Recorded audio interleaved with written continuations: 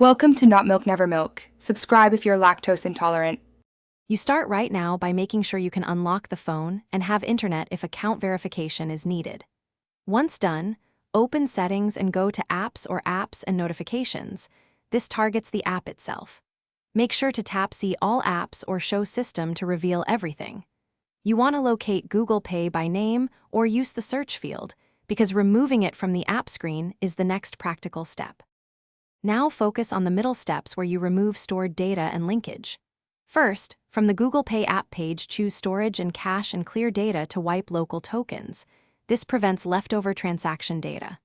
Next, revoke sensitive permissions like payment, contacts, and location so it can't transact or sync. If the app is tied to a Google account, go to Settings, right arrow Accounts, select that account and remove it. To finish, return to the app page and tap Uninstall. If the app is pre-installed and uninstall is unavailable, choose Disable and then Clear Data. Once that's done, restart the phone to ensure credentials and cached tokens are cleared. Make sure to check your bank or card settings inside Google Pay Online if you need to remove cards from your Google account. If anything goes wrong, sign into your Google account on a browser and revoke the device or app permissions there. This resolves lingering access issues.